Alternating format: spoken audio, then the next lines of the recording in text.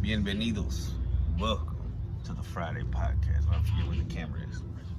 And I'm trying not to wear my glasses in this episode just to switch it up a bit. Happy Friday. Happy weekend.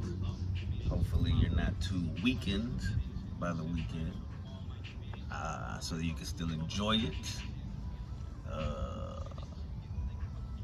You know what I'm saying? And if you gotta work and you employ it, I understand. I did that for many years, working on the weekends. You know what I mean? It's been an interesting week. Work's been interesting. I've been trying to, at the same time while monitoring students on the computers and helping the younger ones that don't know how to use computers, I've also been trying to study this testing rubric, which is kind of tough. And I remember because it's been a couple years since I've done it, so I'm I try to take all the quizzes and I failed all of them. So I've been taking notes and I've been trying to study, but that gets boring. So work has been kind of sluggish, and then I had this other situation not related to work, a love situation, but not really. But I read this quote today that said he was like, I don't know, it was from a movie, and so this dude's telling this lady, she says, it's like 3 pictures on Instagram, and on the first one he said, it's like on the Shop of Horrors, I think, but he tells her, I came here to tell you that I fell in love with you at first sight. And she said, is that even such a thing? And he said, wait, she said something.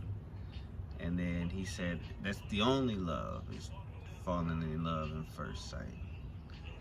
Because when you see somebody and then just spending time with them and getting to know them, I don't know, I guess that's not seeing, and it's interesting, huh? Everything happens for a reason. Chris, I gotta remind myself this. Life cannot always be pure bliss. It's better to have heartbreak than no heart. Shout out to the Wizard of Oz. I even got some quotes. I started, because I try to write stoic quotes and Bible scriptures that stand out to me. But when I was feeling that weird sadness that I hadn't felt in a while, I looked at some quotes about love and breaking up and shit like that. Mark Twain, I think Mark Twain said this, I'm not sure. Never allow someone to be your priority while allowing yourself to be an option. That hit home. Yet Marilyn Monroe said, sometimes good things fall apart so better things can fall together. I like that. I like this too. Love is never lost. If not reciprocated, it will flow back and soften and purify the heart. Somebody named Washington Irving said that. You know what I'm saying? I like it. I like looking up quotes. Look, I drew this. This is me in my dreams with the fucking... This is me in high school, my dream. Like this, if I could pick. And then I just jokingly, I said, but this is actually, I don't know. But I put, some loving manifestations. It's funny to roast yourself sometimes. These are different kinds of flies. You got a regular fly, a butterfly, super fly, because he's super fly, and then a dragonfly. So this guy, I used to show my pictures and stuff. I mean, maybe you do or you don't know.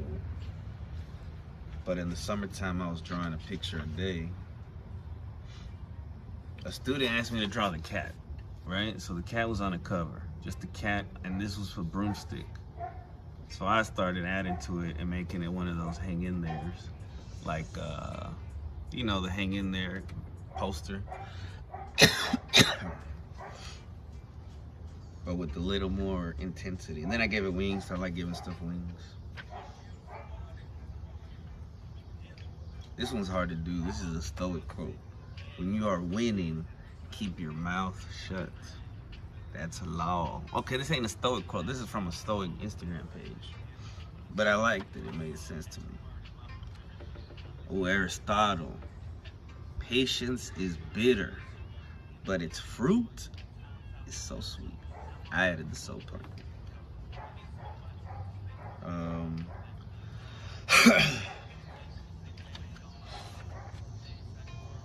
I wonder if I talked about that dream on here. I had a dream.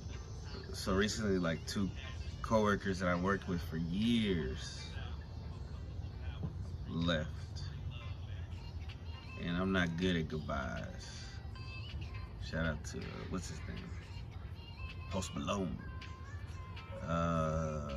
And I didn't realize how much they meant to me.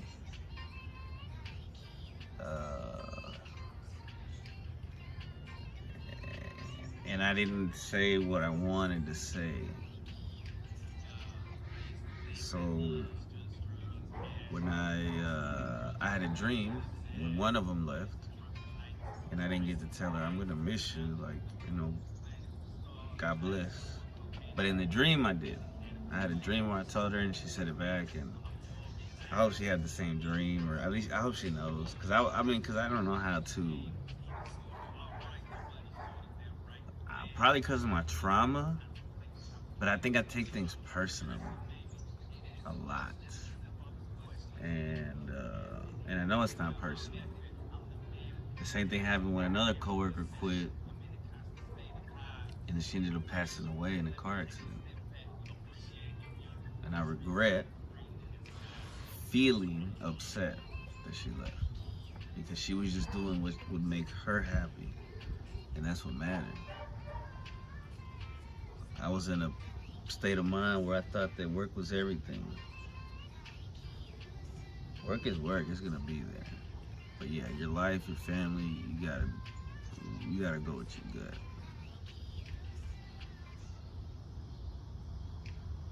And so she spent more time with her family than she would have if she would have stayed there.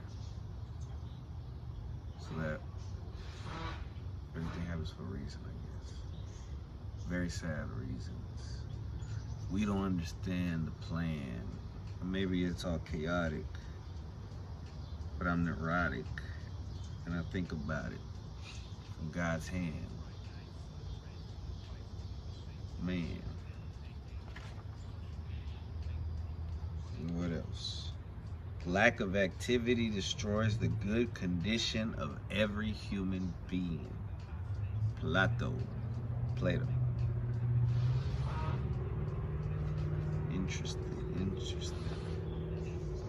Interesting. Yo, I've been reading, so I finished Acts of the Apostles, and that was pretty cool. It shouts out some philosophers, Dionysius, and who was on a member of the council on Mars Hill in Rome. Yeah, Paul was wild, man. Paul was a pretty dope dude eventually. At first, you know, he was killing Christians.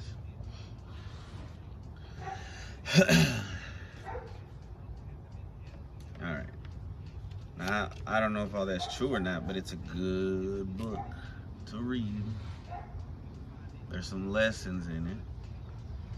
I'm not saying it's 100% true, but I like it. Especially the Common English version. Alright, I'm gonna do a couple random questions. Probably more than a couple. I got a bookmark. Alright, since the intro's on, let me turn that off. Turn off. Okay.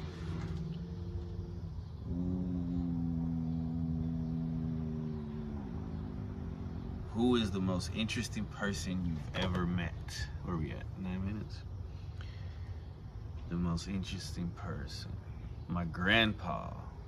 has told me some stories about his childhood and shit growing up. And I think he's the most interesting person I've ever met so far. Would you try to eat vegan for a week or longer? Yes. Would you, but I don't. But would I do it? Yes.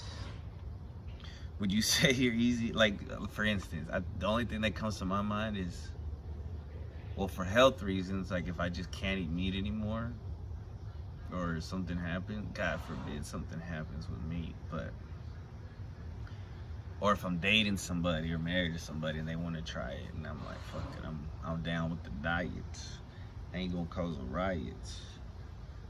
I've tried it. It's pretty good. Vegan stuff. Would you say you're easy to get along with? Oh man, no, and yes. I can be, but extended periods of time with me, I've been known to be annoying. I try to be less annoying now.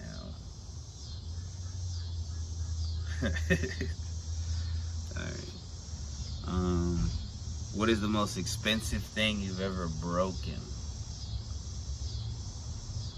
Somebody's heart. Oh, because hearts are priceless. And in return, I was left lifeless. Not really, but I felt depleted. And unfortunately, when I was young, I felt so conceited.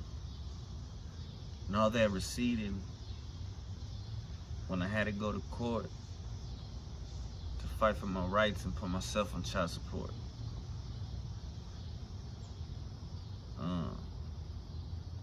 I don't have a retort. Alright. Have you ever got majorly lost trying to get somewhere? Man, I got a story, but it's... Yeah, I mean, majorly lost? So this one time I took my son to a Lego convention, essentially. But it's called a brick fair, because it wasn't sponsored by Lego in particular. Or maybe they did sponsor, but they weren't hosting it. And they also had like other stuff, I think. No, it was all Legos. But it was pretty tight. I took my son and it was, I forget where it was, maybe like Irving or, I don't know, Grapevine. And I couldn't find the convention center. And I was like right in front of it. Like it was next to me. And I asked the cop, I had to roll down the window. I was like, I rolled down the window. I haven't rolled down the window like this in fucking years. But that's weird. That's weird how I still do that shit. I rolled down the window and I asked the officer, there was a cop directing traffic, and I was like, hey, I'm trying to get to the convention center. And he was just like, it's over there. He just pointed to it. I was like, oh, thanks, man. He probably thought I was dumb. Alright. Could you ever go out with someone just because they're rich? Nah, they gotta be pretty and nice. With a little bit of spice. Do you know what an Arnold Palmer is? And if so, do you like it? I learned about this recently. It's lemonade mixed with iced tea. I don't think I've ever tried it. Maybe once. And if they're both good, I imagine they're good together. It's cool that it's called that. Imagine somebody, hey, I gotta get my own drink. That's something like that. Chris Chaos, where it's like Sprite. Nah, I don't even like Sprite. Water and acid. Nah, it's good. What is the fastest way to get you bored? When I was younger, it was shopping. As I get older, what do I get bored doing? Watching bullshit. Nah, I don't think anything really gets me bored. I don't know if I've been bored. That's a thing kids say all the fucking time. I'm bored. I'm bored. And it's like, just be bored. Use your imagination. Think about something.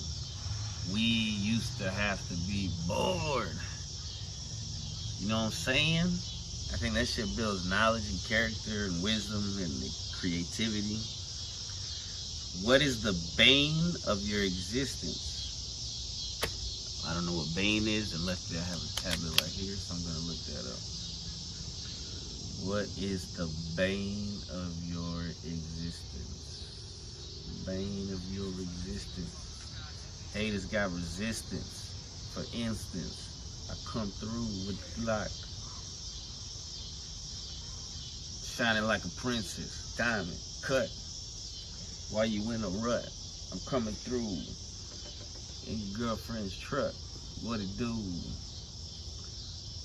Manifest. Hey, what am I looking for? Arnold Palmer? No, Bane.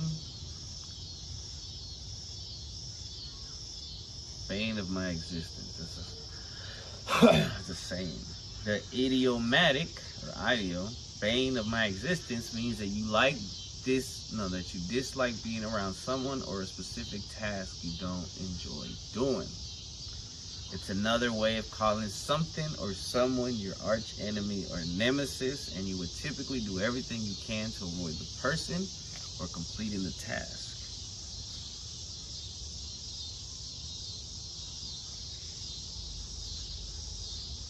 I don't know. That's a deep ass fucking question. What's the bane of my existence, bro?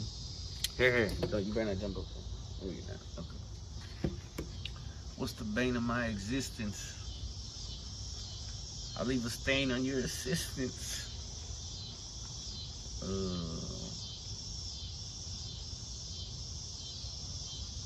I call it lame. They say persistence. Homie, what's the difference? What is the well, there's a big difference between. And I'm like, it's a big difference. Damn, bane of my existence.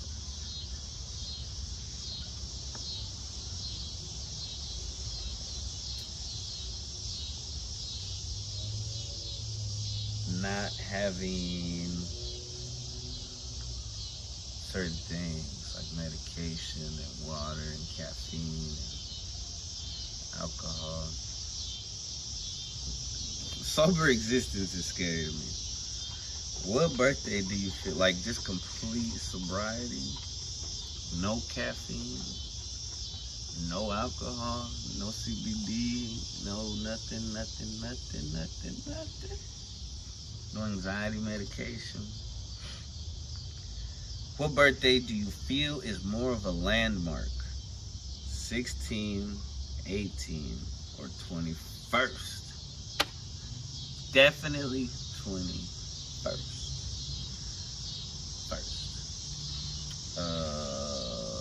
Because of course, of the obvious reason, you can drink legally, which those of us who are excited about drinking on their 21st birthday were usually the ones that were drinking before they turned 21. So I had already been drinking, you know what I'm saying, from like 16 to 20. So I was kind of experienced, but not really. So on my 21st birthday, I was determined to get fucking wasted. I've told this story a couple times on here. So anyway, I think the 21st is the dopest. I'm not a girl, so the quinceañera doesn't do anything for me. The 18,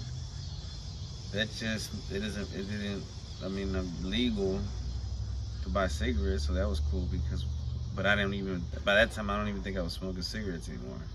I smoked cigarettes when I was like younger than 18. Or Black and Miles and stuff. What's your favorite nursery rhyme?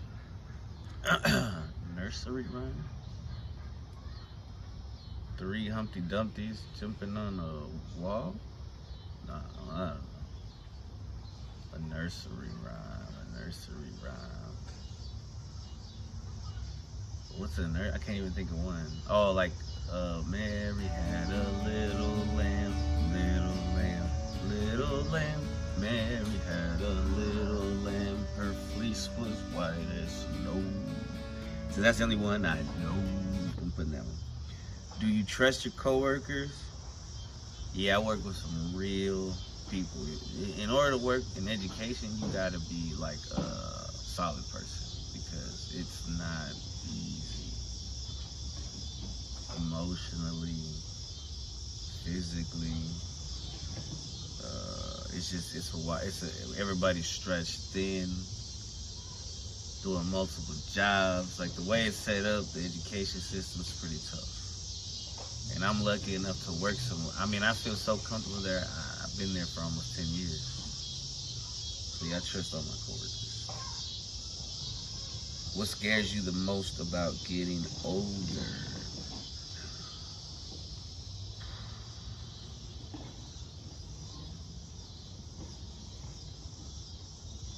Everything. No, not everything. Just I'm gonna lie and say nothing. I mean, I don't know, man. It is what it is, and it has to happen. Why be afraid of getting older? I'm just gonna get smarter. I'm very lucky as a male because sometimes males get more attractive as they get older if they maintain it. It's gonna be harder to maintain it. That's an issue. But what gives you peace of mind? As I've been doing this podcast, I started to just get in the moment. And I'm not thinking about Heartbreak or 808s or anything like that. So being out here, you can't see a lot of the green at this angle, but I'm around a lot of green and blue under the sky. And life. Dragonflies and birds and even the mosquitoes. I hate mosquitoes. Those are the bane of my existence. Alright. One more question. Can you tap dance? Now, moving on. Moving right along. Where we at? 21? Sorry, I keep squinting. In fact, I'm gonna take a break and we'll get into the normal topics. Alright. Welcome back. If and when we get sponsors on the podcast, that's probably where the things will go. Commercials, advertisements. No, how do they say it on Peaky Blind? Advertisements.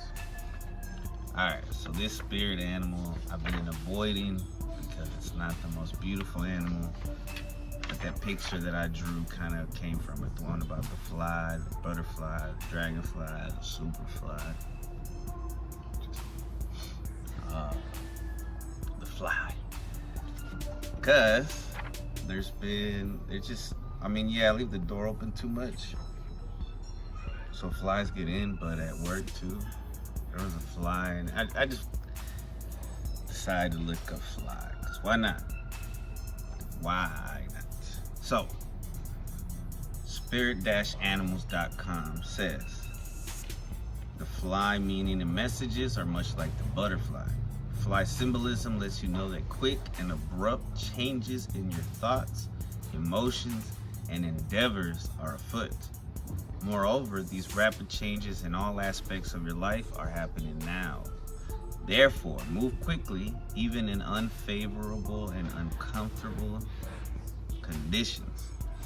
As soon as I read the first one, I was like, okay, I was supposed to look up fly because there's been flies, not like tons of flies, but there's always been at least one fly. Like it gets stuck in my room and they just fucking live forever and there's no food in there. And they don't really fuck with me, but I see them every once in a while. It's weird. Symbolism and metaphor.com says that the fly is said to symbolize abrupt changes that are coming to. Sorry, I've been fucking lean. I just got off work. Abrupt changes that are coming in your life. The need to move quickly, the idea that you're too busy, or the idea that you're highly distracted. Often, spiritual people believe that these signs come to you to help you identify blind spots in your thinking. There's a fly right now on my phone. They're trying to tell you to pay attention to something. Interesting. MillersGuild.com says that they can symbolize death, curses, and black magic, but to some Native Americans, they are seen as message bearers. Whoa, when I said death and that, then I start hearing, well, what if somebody just fucking died? Hopefully they were like old. That's fudge. Speaking of which, let me just keep going.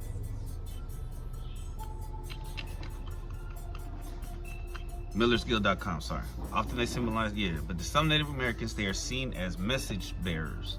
Some also believe that flies were responsible for teaching man the secrets of fire.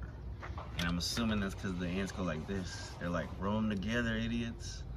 Because the dudes are like, how the fuck? And they're like, rub it together.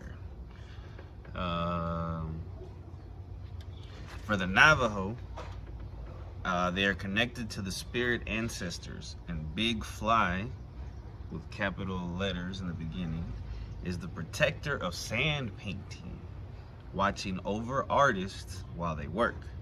In Hopi tradition, flies were associated with prayers for fertility as well as keeping strangers away. The ancient Egyptians appreciated their persistence and determination as well as their bravery, all qualities that are highly valued in soldiers. For this reason, soldiers were given fly amulets to reward them for displaying such characteristics, much in the same way that modern soldiers are decorated with medals. Flies were also associated with rebirth and the afterlife, which were constant preoccupations for the ancient Egyptians. As part of a Chinese origin myth, maggots emerged from the body of the primordial being and turned into people, thus giving rise to the human race. That's wild. Sometimes the meaning, it just gave me chills thinking that they think that we were maggots. Oh man. Sometimes the meaning can be metaphorical, telling you something is going to end in your life and that something else is going to replace it. Is a phase of your life coming to an end and a new one about to start? Then seeing flies, either in a dream or in real life, could be a message telling you to look to the future with a positive mindset, since the change in your life may bring you unexpected opportunities. There's more. There's a lot of, the fly just drew me in. Shout out to The Fly, the movie from the 80s. Shout out to Baxter Stockman, who gets mutated into a fly. Alternatively, the message might not be that something is about to change, but that you should make the change yourself. Is there something in your life that you need to give up? Is there a bad habit you would be better without? Is there a person in your life who is having a bad influence on you? Nah, I don't think that's what it is. Not for me anyways. And who you should think about letting go of? This kind of message will take deep thinking, self-reflection, and meditation to interpret. But if you look inside yourself and trust your intuition, you will find the answer to your questions. And then it's up to you to take the necessary action. One of the positive associations of flies is their persistence and determination. And sometimes having a fly buzzing around you can be a reminder that you should stick at certain tasks with determination too. Is there something you're trying to achieve at the moment? Are you losing heart and thinking about giving up? Are you struggling to find the motivation to see it through the end? If you are facing something like this in your life, the fly may be a reminder to you that you need to knuckle down and keep on going, because you'll be glad you did in the long run. Sometimes when the fly is buzzing around our head, we do our best to ignore it. However, the fly won't go away and instead just keeps on flying in our face. This could represent someone who is trying to get your attention, who you aren't paying attention to. I like that one. Who could it be? Do you have a secret admirer? Or maybe it's because you're neglecting a friend. Perhaps you haven't been replying to messages recently. Think about this carefully, since if you're not careful, an important friendship could be damaged because you are failing to notice the person and nurture that friendship. It's hard for me to stare into the camera. I always want to look at myself, but I need to stare. I think that's the camera. I believe. All right. So as per usual, the angel number of the week, spiritual meanings, felt like it were reflective of what I'm going through this week.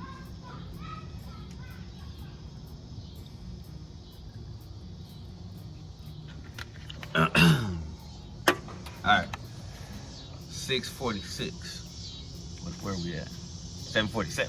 Nice. Which is next week.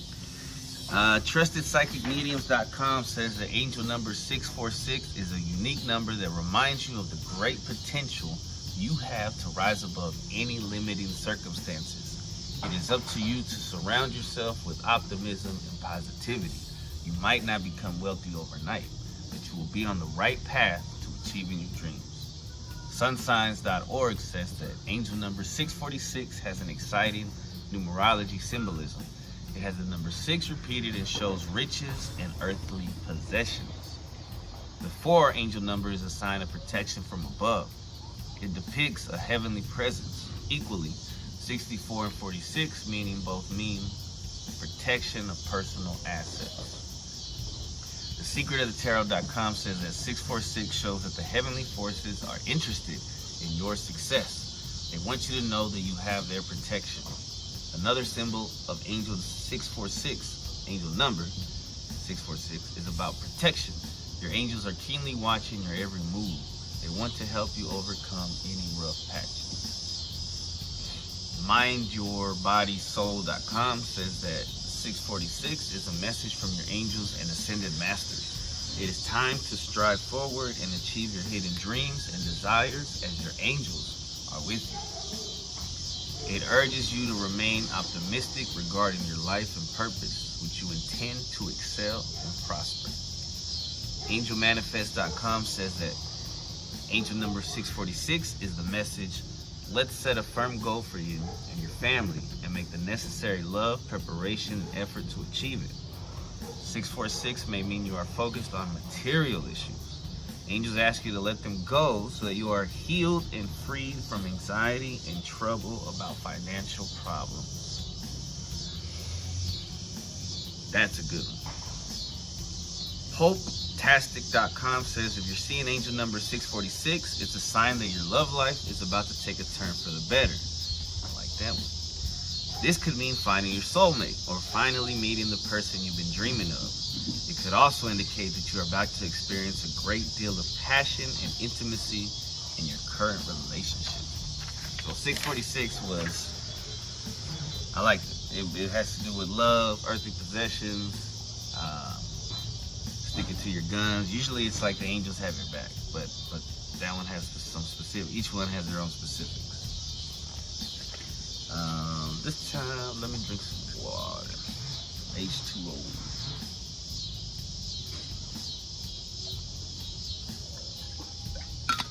Alright. Anxiety news. From medicalnewstoday.com. CBD reduces anxiety symptoms by up to 50% in young people. Now, I don't condone this or anything. I'm just going off the notes. I printed it off the internet. Did my research. Speaking of research, researchers believe cannabidiol, CBD, could be an effect. How do you say that? Cannabidiol could be an effective treatment for anxiety in some people. Tripping. Many young people have anxiety, which interferes with their ability to go about their daily lives. Treatment for anxiety includes a variety of approaches, including cognitive behavioral therapy and sometimes medication use. A recent pilot study found that cannabidiol, CBD, the non-mind altering part of cannabis, almost halved chronic anxiety symptoms in young people. The study adds to existing research suggesting that CBD, at the same time that I'm reading this, I'm thinking about something. And it's like, you ever, guys, we're slow, man. As a man, I can admit that we are slow. So we're not, the signs are there. Anyway.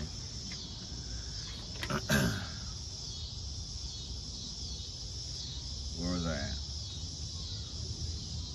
So everyone experiences some level of anxiety. However, experiencing too much anxiety can impair people's ability to cope and work through. I said that. I think I said that. Treatment for anxiety can include the use of certain medications and counseling or cognitive behavioral therapy. A recent study published in the Journal of Clinical Psychiatry found that, I'm gonna keep trying, cannabidiol might be a safe anxiety treatment for young people who have not responded well to other types of therapy. The national, so it says that they tried the other shit, which is a lot of shit to try. I mean, they're talking about medication, they're talking about all these different things.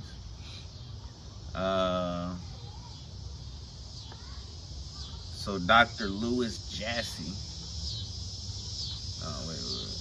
the National Institute of Mental Health trusted source notes, for people with an anxiety disorder, the anxiety does not go away and can get worse over time.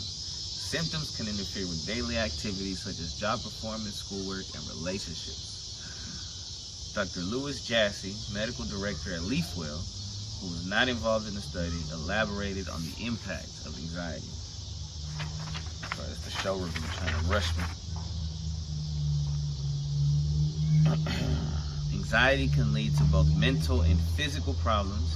Anxiety is often comorbid with depression, with more than 70% of patients with lifetime generalized anxiety disorder, or GAD, also having major depressive disorder, MDD. Furthermore, being under constant stress and anxiety can lead to a dampened immune system, which can increase the likelihood of suffering from an infection. He told Medical News Today. Infection, and that includes anything you can be infected with, right? Things that start with C, things that start with M, maybe. I don't know. Panic attacks, irritability, headaches, muscle aches, increased heart rate, heart palpitations, increased blood pressure, breathing problems, upset stomach, insomnia, and chronic fatigue are all common effects of anxiety. I used to have upset stomach as a kid, and they would take me to the doctor because my pain in my stomach would just, when I was, it was like somebody was stabbing me, and I would go to the doctor, and there was like nothing wrong with me, and he gave me pills for gastritis, and I guess that healed me. I guess that's what it was. But I was definitely anxious and stressed at that period of time. Treatment for anxiety will often involve approaching the problem from multiple angles. Some people in the hood self-medicate. For example, a doctor might prescribe certain medications to help improve symptoms. Treatment may also involve psychotherapy, which, if you got the money, which involves evaluating and changing thinking patterns to help reduce anxiety.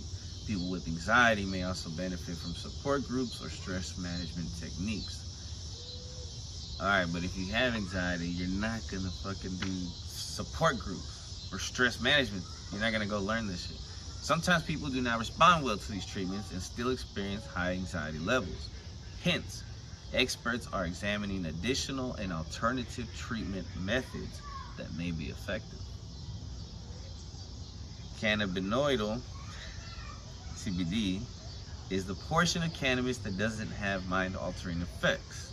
The study was an open-label trial that included 31 people between the ages of 12 and 25. All participants met the criteria for a DSM-5 anxiety disorder and had not experienced an improvement in anxiety from previous interventions. For 12 weeks, participants received the add-on treatment of CBD with doses increased up to 800 milligrams as needed. Overall, participants experienced over 40% reduction in anxiety severity based on the overall anxiety severity and impairment scale. OASIS. Participant, that's a weird, but that's what it's called. That's what the acronym. Participants also experienced an improvement in social and occupational functioning and a decrease in depressive symptoms. The study's results indicate a potential treatment option for anxiety in people who have not responded well to the other treatment types.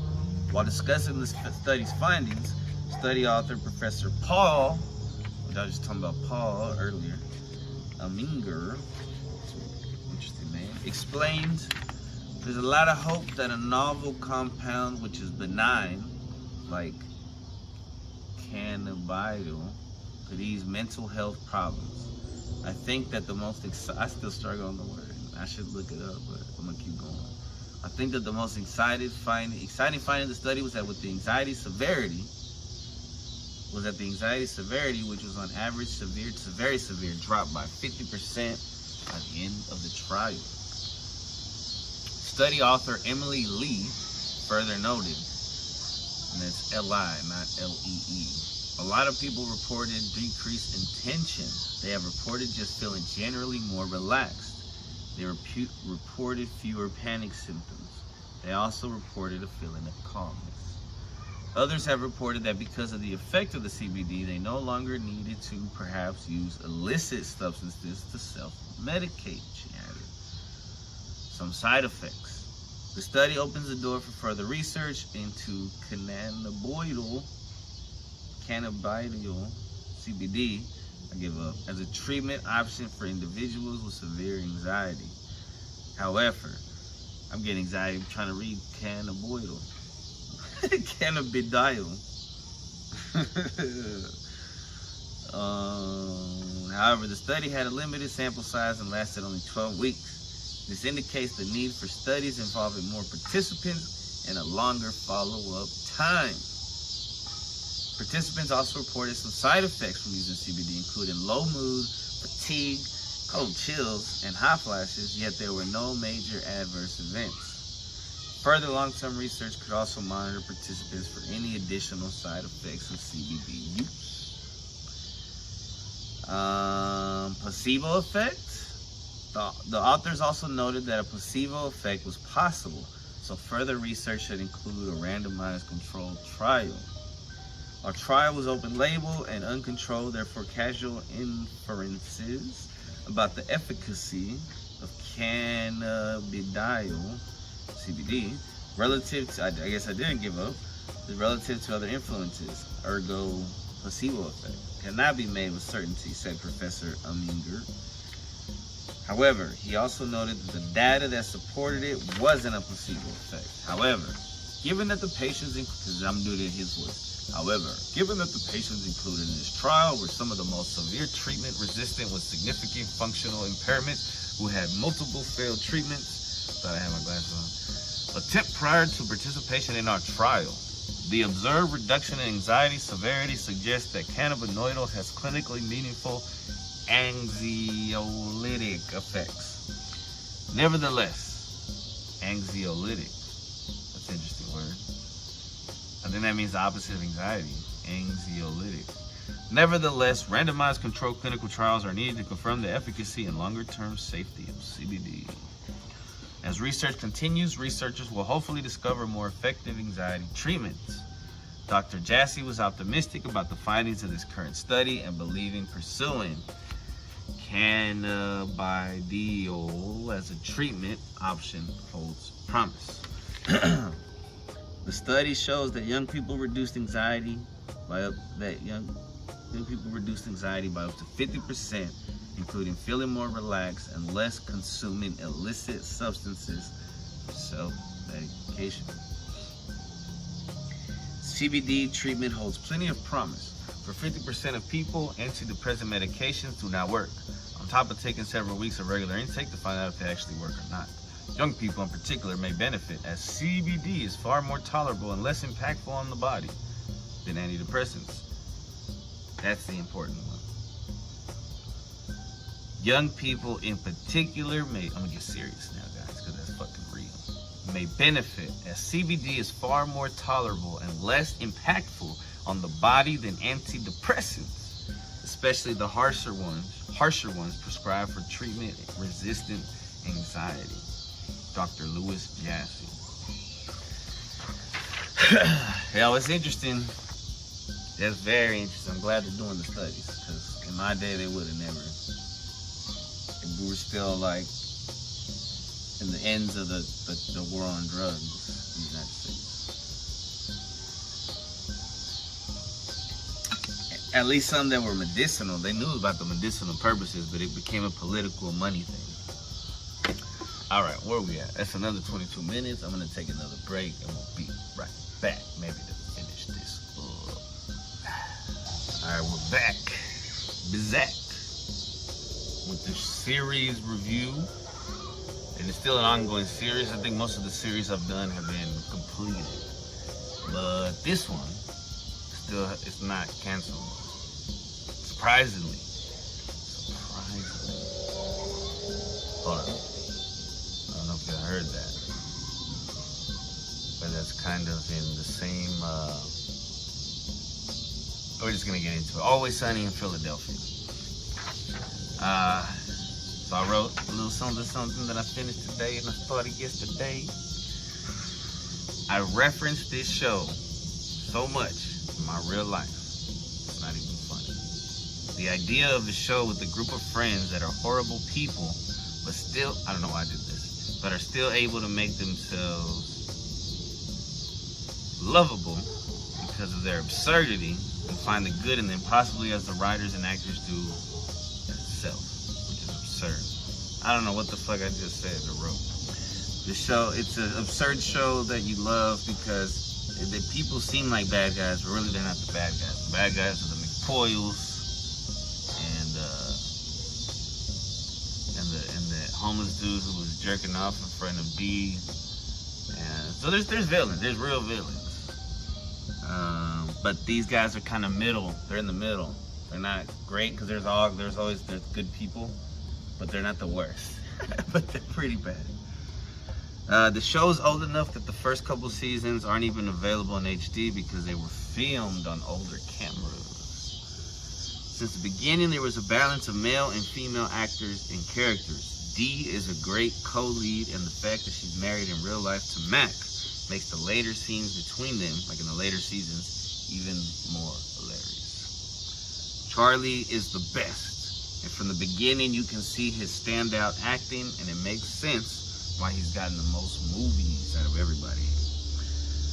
Not that everybody deserves movies, but Charlie, I mean, there's something about Charlie. No homo.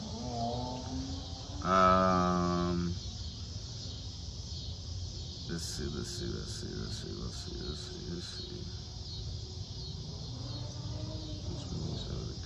It makes me feel better about myself and brings me to laughter. It's a great pick-me-up. It's one of those shows that I throw on when I just need something on in the background, or when I don't want to start nothing new, or I'm not, just throw that on, man. There's no, you can start on any episode. And they're good. My son's a teenager now, and I've showed him like some episodes, and he likes it. Because I would watch. I helped evolve his humor, his ability to accept humor. I don't know if he does have some jokes in him. I know that, but that's not the important. But I think he understands it because I've introduced it. So we started off watching shows like Malcolm in the Middle, and this is whenever he was like old enough to, because of course when he was young, we used to watch Pocoyo and Word World, and I watched with him the shows that were the shows that were appropriate for his age. So as he's gotten older, he lives with his mom, so like there'll be periods of time where there'll just be, at some point, it'll be like a long time that it's happened. I'll throw on something new, and Always Sunny was the most recent one that I threw on for him. It's pretty second. I see my worst characteristics in the characters. I see a bit of Dennis. I see a bit of Dennis in myself, Charlie, D, Mac, and even Frank. Shit, even Rickety Cricket reminds me a little bit of myself. They're like the extreme versions of Inside Out.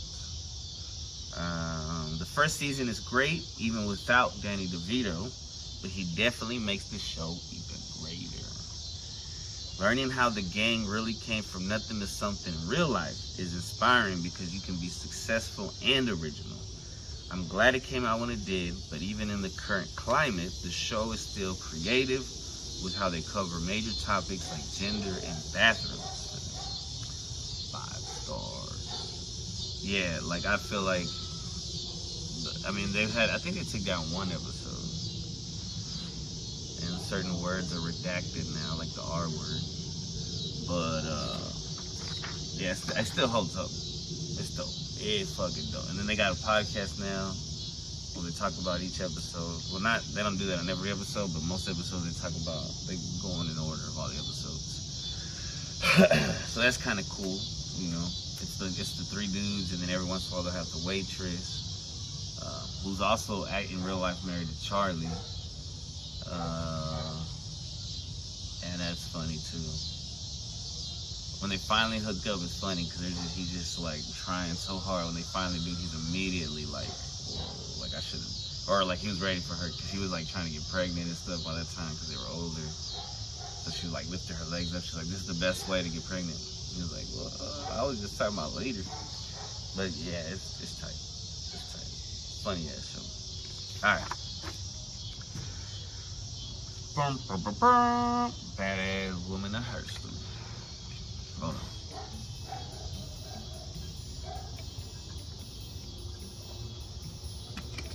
Feel like I got caught in my mouth.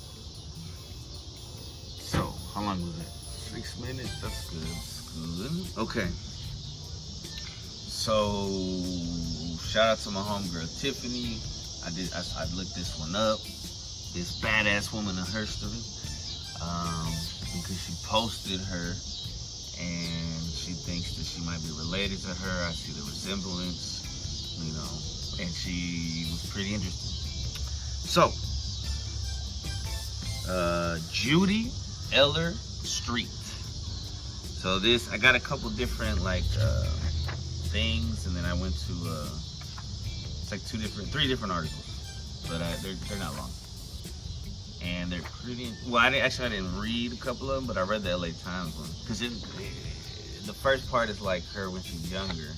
And then it goes into because recently, like in the early 2000s, she goes back to school. So from the University of Miami Sports Hall of Fame.com, the very first University of Miami All-American in women's golf, Judy Eller, was making national headlines with her tremendous on the golf course before the University of Miami even sponsored women's golf as a varsity sport.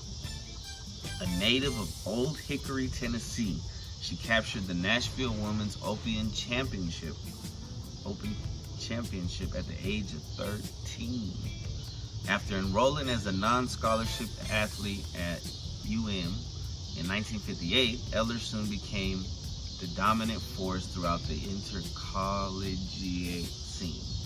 In May of '59, she won the first, there's so many, what's that called? Errors? This is not, but this University of Miami. They're probably way more pristine back in the day. No hate. I'm just saying, like, whoever wrote this did not check. It says force instead of first. She won the first of 2 consecutive Southern Amateur Championships, and in June of 1958, she became the first Hurricane female athlete to win an individual championship, capturing the U.S. Women's Amateur Championship. In May of 1960, Eller was selected to compete for the United States at the Curtis Cup team competition against the British team in Limerick, England. As a synchronicity, the Queen of England just passed. R.I.P. As a 19-year-old sophomore in college, she was the youngest member of the U.S. Curtis Cup team, and she scored the deciding individual win with the American victory. Judy Eller is probably one of the finest golfers to ever play for the University of Miami. They even spelled the University of Miami wrong. They put Miami. They spelled a lot of words wrong. But I got the message. I'm not hating. They wrote it in the rush for whatever reason. Alright. There's another one from the sportshalloffame.net. It's tshf.net. Who knows how far Judy Eller Street might have gone as a professional golfer. One thing is for certain, she could not have gotten much farther as an amateur. A native of Old Hickory, Street is perhaps the greatest female amateur golfer ever from Tennessee. She won more, I was gonna say, shout out Tennessee. She won more women's state amateur golf tournaments than anyone in history. The daughter of popular Old Hickory Golf and Country Club pro Harold Eller, Street won the state tournament every year from 1956 to 1960. Remarkably, her first title came when she was only 15 years old, making her the youngest person to ever win the prestigious event. Her last title was won in 1966, and she has not played in a tournament since 1969, opting instead to concentrate on her family. I would hate to make a career of traveling the professional circuit, Street once said. There's just no home life in that sort of thing. Excuse me. She twice won the prestigious USGA Girls Junior title and was a member of the 1962 Curtis Cup squad. She won the women's NCAA title in 1962 while attending the University of Miami, and also captured the women's Southern tournament. It's weird how they say captured for golf. I guess that's golf lingo for winning. She captured the women's Southern tournament. The proud mother of 3 girls and 1 boy, Street takes great pride in her involvement with her community. Truly, Judy Eller Street exemplifies through her past accomplishments and continuing activities the membership criteria the membership criteria of the Tennessee Sports Hall of Fame. That's what it is, TSHF, Tennessee Sports Hall of Fame. Now this is from LA Times. It's third and last one. She's incredible, says freshman Renee Trudeau, at 18, the youngest player on the team. I think of her as my grandmother, but she doesn't act any different from any of us. We talk about our weekends and joke about how much we party. It's great. NCAA officials say that while they keep no records in the category, they're unaware of anyone as old as Street competing in a sport. If 61 is a record, it deserves an asterisk because Street hardly looks her age. Tan, trim, and tall at 5'8", she appears fit enough to carry a golf bag for 36 holes, which she does in tournaments. But her hair makes her stand out even a fair way away. I told her the gray hair has got to go, says fuck you, Joanne Carner, says LPGA Hall of Famer Joanne Carner, who has been Street's close friend since childhood. Oh, okay, they're friends. She's out there with kids looking like a grandma.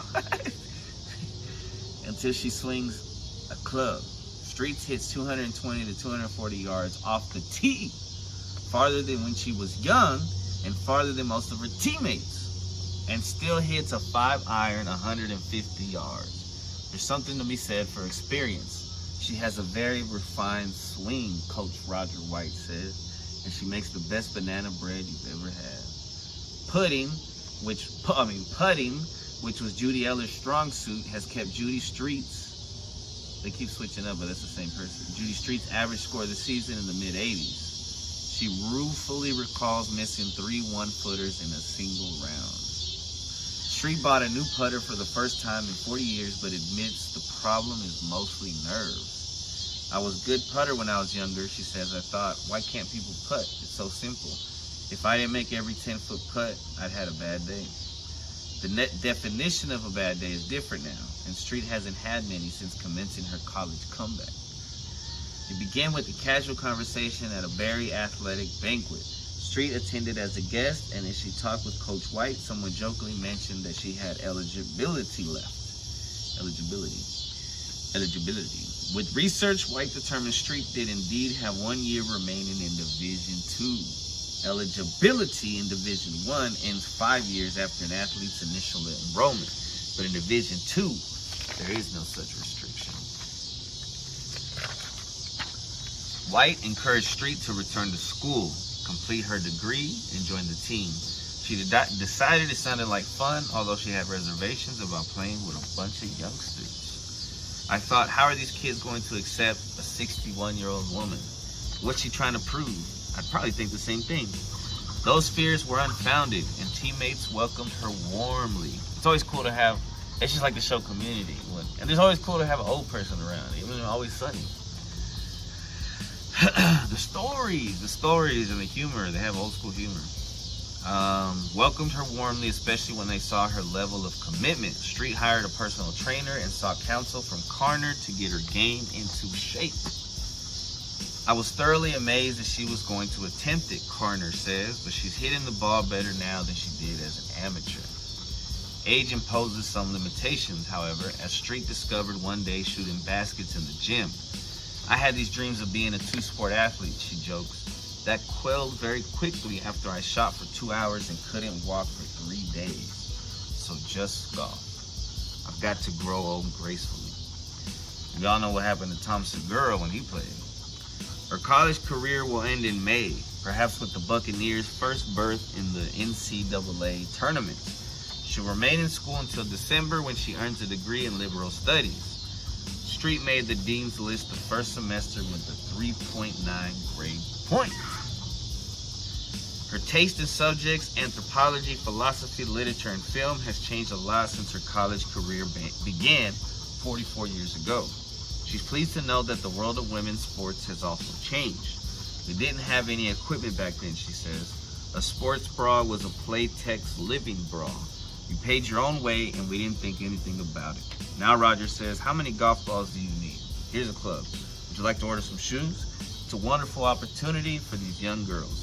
Yes, life was a lot different in the 1940s in Old Hickory, Tennessee, where Street grew up the daughter of a golf pro.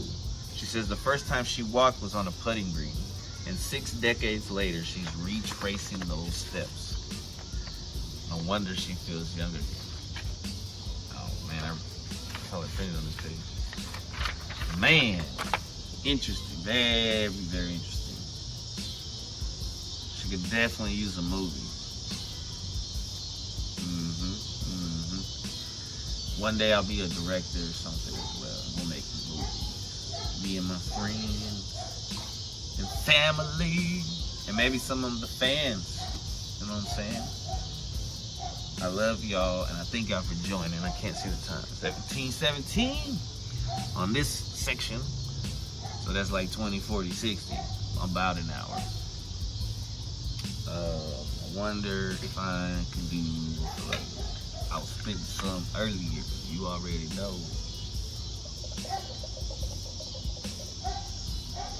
I drink water like a tree because you know I gotta grow. I go on a spending spree when I get a lot of dough.